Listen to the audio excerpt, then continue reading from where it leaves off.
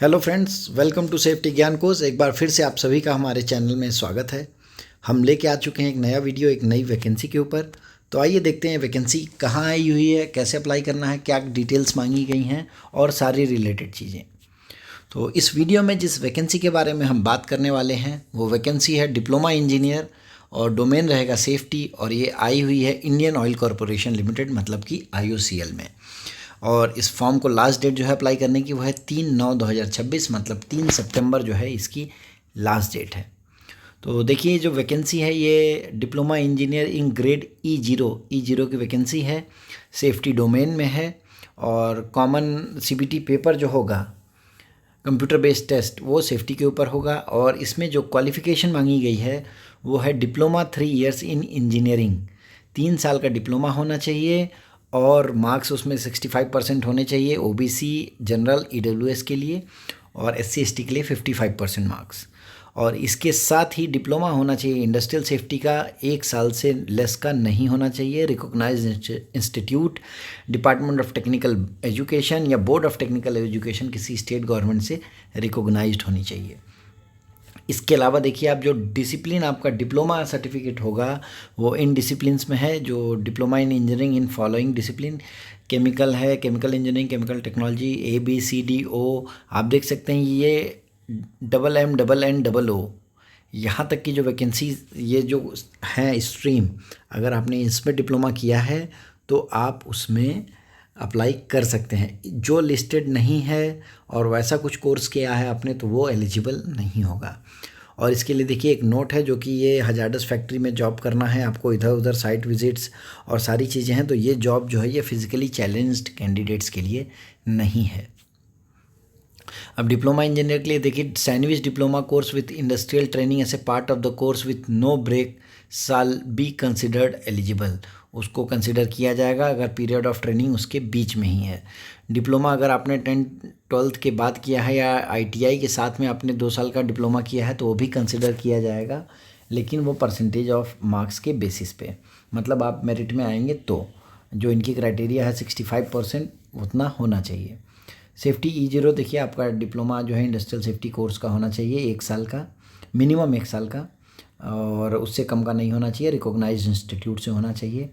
एक जो सबसे ज़रूरी चीज़ है, higher qualification applicable for diploma engineering grade E0 candidate processing professional qualification such as bachelor of engineering मतलब BE, BTech, MBA, chartered accountancy, ये जो भी XYZ हैं शाल नॉट बी एलिजिबल। मतलब अगर आपने कोई कोर्स किया है, अगर आपने BTech किया है, डिप्लोमा के बाद में BTech किया है तो आप एलिजिबल नहीं होते हैं। और ये इन्होंने एक चीज़ और भी मेंशन की गई है, अगर आप क्वालिफ़िकेशन छुपा के अप्लाई करते हैं, फॉर एग्जांपल आपने डिप्लोमा किया, आपके पास BTech भी है लेकिन आप उसको दिखा नहीं रहे हैं और अप्लाई कर रहे हैं, अब बाद में अगर वो आता है तो आपको वहाँ से टर्मिनेट भी किया जा सकता है। और common points for all point post के लिए जो फाइनल डिग्री आपकी जो है, जब अगर आप अप्लाई कर रहे हैं फाइनल डिग्री आपकी 30 सितंबर 2026 तक होनी चाहिए। जो मार्क्स मेंटेन आपको इसमें एलिजिबिलिटी के लिए रखा गया है उतने आपको लेके आना है। Part time, distance learning, online course, correspondence course ये सब एलिजिबल नहीं हैं। और जो उसमें डिसिप्लिन्स लिखी गई हैं, लिस्टेड हैं, उसमें ही अगर आपका क्वालिफ़िकेशन है तो आप अप्लाई कर सकते हैं।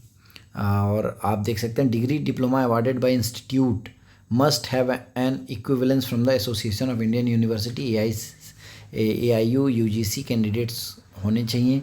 अगर CGPA, SGPA, GPA कुछ भी है तो आपको इसके लिए प्रूफ देना होगा इन कन्वर्जन ऑफ परसेंटेज के। अपर एज लिमिट की हम बात करें तो ऑलरेडी वहाँ मेंशन है और आप देख सकते हैं यहाँ डेट के साथ ऑलरेडी मेंशन है डिसिप्लिन के हिसाब से कि आपको बॉर्न कब होना है या उसके बाद होना है।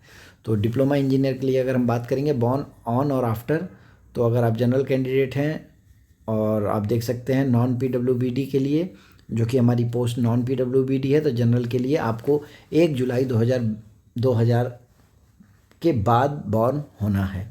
और OBC NCL हैं तो 3 साल का देखिए यहाँ आपको रिलैक्सेशन मिल रहा है 97, और अगर आप SC ST हैं तो 5 साल का मतलब 95, ये ऑलरेडी है आप देख सकते हैं।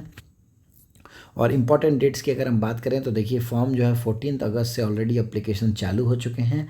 लास्ट डेट जो है इसका वो है 3/9/2026 शाम के 5 बजे तक। 5 बजे से पहले आपको भरना है, 3 सितंबर से पहले। एडमिट कार्ड इन्होंने पहले से डिक्लेयर कर रखा है कि 15 तारीख को एडमिट कार्ड आ जाएगा। और कंडक्ट ऑफ CBT कॉम कंप्यूटर बेस्ड टेस्ट 24/9/2026 को कंडक्ट किया जाएगा। और अगर कोई भी चीज़ें आती हैं, क्लैरिफिकेशन आपको चाहिए या कोई अपडेट है तो वो आप www.iocl.com पर जा सकते हैं। रिजर्वेशन जो भी कैंडिडेट्स के लिए हैं वो एज़ पर गवर्नमेंट नॉर्म्स दिए जाएंगे। और आप देख सकते हैं यहाँ SC ST PA physically challenge जो भी कैंडिडेट्स हैं उसके लिए आपको सर्टिफिकेट किस फॉर्मेट में होना चाहिए, कब का बना होना चाहिए, वो सारी डिटेल्स दी गई हैं। तो वो सारी डिटेल्स आप वहाँ से देख के अप्लाई कर सकते हैं। फिजिकल फिटनेस की बात करें तो प्री एम्प्लॉयमेंट मेडिकल फिटनेस होगा, उनके रिकॉर्डिंग उनके कंपनी स्टैंडर्ड्स के अकॉर्डिंग जो पैरामीटर्स उन्हें चाहिए उसमें आप सक्सेसफुली कंप्लीट करते हैं तो ही आपको सिलेक्शन लिया जाएगा। अब सिलेक्शन प्रोसीजर की अगर हम बात करें तो देखिए सिलेक्शन प्रोसीजर में 3 पार्ट है। Computer based test CBT, group discussion and group task है GD और GT, और लास्ट में है पर्सनल इंटरव्यू। तो देखिए 100 ऑब्जेक्टिव क्वेश्चंस रहेंगे कंप्यूटर बेस्ड टेस्ट में, जिसमें क्वांटिटेटिव एप्टीट्यूड 20 क्वेश्चन रहेंगे, logical reasoning 15, verbal ability of English language 15, और इसके लिए 60 minutes, 80 minute with compensatory time for eligible candidates वो नहीं है। और डोमेन नॉलेज 50 क्वेश्चन रहेंगे डोमेन नॉलेज के, और उसमें आपको 90 मार्क्स मतलब 90 मिनट्स दिए जाएंगे। Each question carry 1 mark, 0.25 mark will be deducted for incorrect answer. Order of selection will be fix, section A और फॉलोड बाय सेक्शन B। मतलब पहले आप कंप्यूटर में खोलेंगे तो सेक्शन A आएगा 60 मिनट के लिए, उसके बाद डोमेन नॉलेज आएगा 50 क्वेश्चंस, वो B, आप उसको इंटरचेंज नहीं कर सकते हैं। और बाकी चीज़ें तो आपसे रिलेवेंट नहीं हैं। हाँ, यहाँ एक चीज़ है, मोर देन 1 सेशन में अगर एग्ज़ाम होते हैं तो एग्ज़ाम को नॉर्मलाइज करके जो मार्क्स हैं वो उसके बेसिस पे मेरिट निकाली जाएगी। Test centre common base test के लिए आप देख सकते हैं सीरियल नंबर 1 से लेके सीरियल नंबर 83 ऑलमोस्ट सारे स्टेट्स इसमें स्टेट्स और सिटीज़ कंसिडर हैं। इसमें से आप कोई भी 3 चॉइसेस अपने सेलेक्ट कर सकते हैं और उन 3 चॉइसेस में से आपको एक सिलेक्शन दिया जाएगा।